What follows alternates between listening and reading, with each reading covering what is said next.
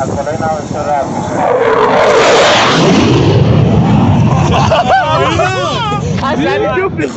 F-14 Tomcat is one of America's most iconic fighter jets ever built. You probably know it from Top Gun, or because of its swept-wing design. But there's a story most people don't really know about this airplane. The only country America ever sold the Tomcat to was Iran, and those jets went on to fight one of the bloodiest air wars of the 20th century against an enemy armed largely by the United States itself. This is the story of Iran's F-14 Tomcats, and as we all know, Iran has been in the news quite a bit the last few days. So I will also bring up the question, what happens to the Iranian F-14s? To understand why Iran wanted this jet so badly, you first need to understand what made it extraordinary. The Grumman F-14 Tomcat, or Grumman F-14 Tomcat, either way, was a twin-engine, two-seat supersonic fighter with one of the most distinctive features, the variable swept wing. This means the wings could automatically change their angle mid-flight depending on speed, giving the jet either increased versatility from slow carrier landings all the way to a full swept to clean up and go all the way up to Mach 2. But the real reason this airplane was so good was not just the airframe. It was the AWG-9 radar and the AM-54 Phoenix missile system. The Phoenix missile system is an active radar homing missile capable of hitting targets over 100 nautical miles away, or around 200 kilometers. During testing in April of 1973, a single Phoenix missile successfully engaged a target at exactly that range. In another test on the 22nd of November 1973, 6 Phoenix missiles were fired in just 38 seconds. 4 of them scored direct hits. At the time, no other fighter jet in the world could really do this, besides maybe stuff like the MiG-31 was an experimental, but I have a video for that by itself. You should please watch that. So, why did Iran get the Tomcat? Well, in the early 1970s, Iran was ruled by Shah Mohammad Reza Pahlavi, a Western-aligned leader whose name I probably just butchered, I'm so sorry. This guy was Western, he had close ties to the United States. Iran, at the time, was a key strategic partner in the Middle East, and the Shah had a deep pocket thanks to the oil money. Remember, at this time Iran was our friend. He wanted the best for his Air Force, and the United States was willing to make some sales to him. In 1976, the United States exported the F-14 Tomcat to Pahlavi, Iran, making Iran not only the only foreign nation to ever fly this aircraft. The Imperial Iranian Air Force took delivery of 79, so it was not the only one to have it. They had a good bit of them.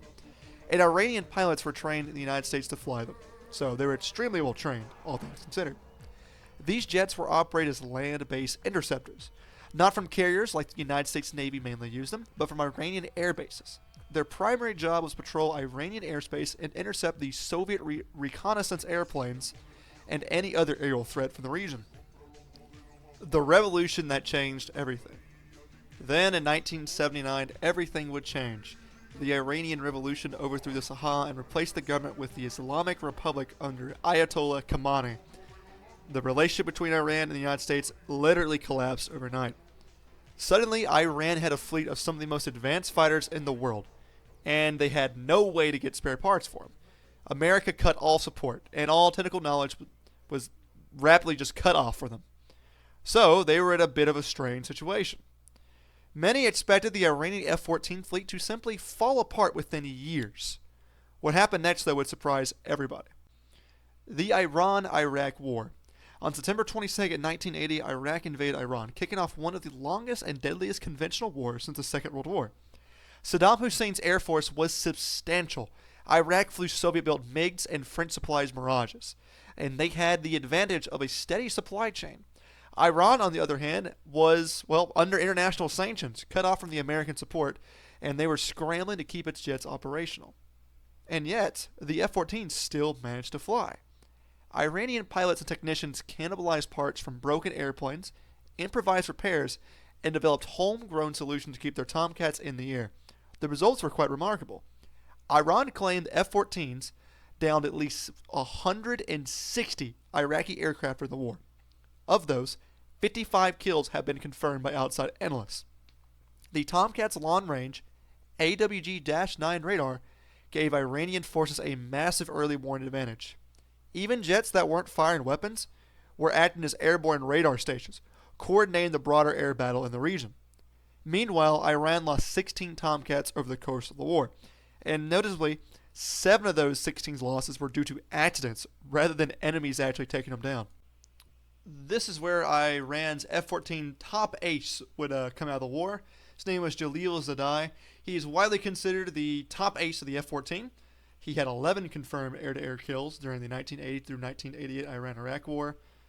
His record included 4 MiG-23s, 2 Su-22 fitters, 2 MiG-21s, and then 3 Mirage F-1s, which would make him the most successful F-14 pilot in history. And actually, reading about him, kind of just as a little side note here, he did all of this just to pass away with his wife in a car accident. So kind of a sad story for him, but he is a legend nonetheless. The legacy and today's Iranian Tomcats. The war ended in 1988, but Iran's F-14s would keep flying. After the United States retired its own Tomcats on September 22, 2006, we replaced it with the F-A-18 Super Hornet. Iran remained the only operator of the Tomcat in the world, and it is still the same today. The Islamic Republic of Iran's Air Force had continued to fly a diminished but reportedly still active number of Tomcats for decades after America mothballed its fleet. The exact operational status today is kind of hard to verify, given the secrecy around Iran's military and, just the general unreliability of how many they can actually keep in the air. They have appeared in public displays and exercises, though, in recent years. And also noted with the 12-day war, Israel did confirm they did blow up some Tomcats on the ground. We may not know the exact number because this is a recent war, but it's probably a lot of them. And going to today with the America-Iran war that Israel's also participating in, we are hearing conflicting reports as of now that some Phantoms and F-5s have been blown up on the ground. I haven't seen anything on the Tomcat. That is very subject to change. And in all honesty, they're probably all gone. This is kind of a sad fate to all Tomcat fans, but they're probably all destroyed. We have overwhelming superiority in the air. They don't stand a chance. And that's just the nature of warfare. But the F-14 is iconic, and the Iranian F-14 is one of the strangest and most fascinating stories in modern military aviation. A jet built for America's Cold War Navy, sold to a monarchy, inherited by a revolutionist, and then used to fight a grinding desert war with no support from the country that built it. Against all odds, Iran kept flying the Tomcat, and they proved pretty good at it. But as of today, the Iranian regime has seemingly collapsed. The Ayatollah is dead.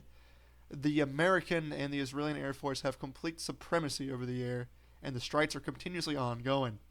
And it looks like the American Air Force may actually have successfully done a decapitation strike against the Iranian regime. But that is it. Thank you for watching. Please like and subscribe and comment what you would either want to hear or something I may have gotten wrong or just what you want to talk about. I respond to them all. Thank you for watching and goodbye, guys.